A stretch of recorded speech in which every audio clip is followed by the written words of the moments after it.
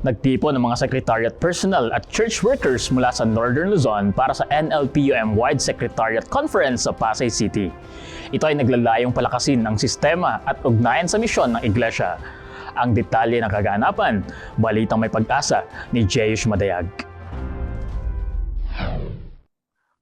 Nagtipon ng mga secretariat personnel at church workers mula sa iba't ibang bahagi ng Northern Luzon para sa NLPM-wide Secretariat Conference na ginanap sa Pasay City. Sa temang Integrated for Mission, Strengthening Structure Serving as One, layunin ng pagtitipon na palakasin ng ugnayan, ayusin ang sistema ng paglilingkod at mas maging epektibo ang suporta sa gawain ng iglesia. When the mind is right, the work is united.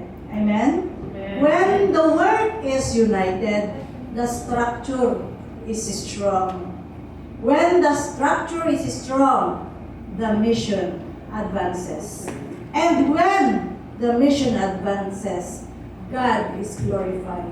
Let us see to it, dear brethren, that our work as administrative assistants and executive secretaries are our altar for worship. Sa buong programa, binigyang diin ang kahalagahan ng maayos na pamamahala ng records, malinaw na komunikasyon at mahusay na koordinasyon, mga pondasyong mahalaga upang mas maging organisado at mission-driven ng bawat departamento. While it is true that you are serving the church and the institutions, you are working behind the scene, right? But don't you know that those people working behind the scene, without them, the world cannot function. Para sa mga dumalo, ang conference na ito ay hindi lamang tungkol sa trabaho, kundi isang paalala na ang bawat tungkulin, gaano man kaliit, ay may malaking bahagi sa pagpapalaganap ng Ebanghelyo. We pray that we are going to do everything we can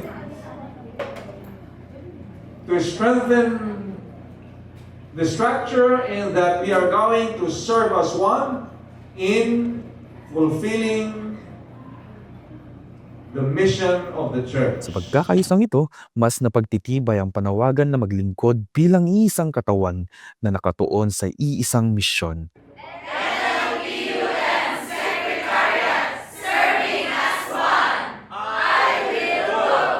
Layuning magatid ng balitang may pag-asa. Ako si Jeyush Madayag, nag-uulat para sa Hope Today, HCNP News.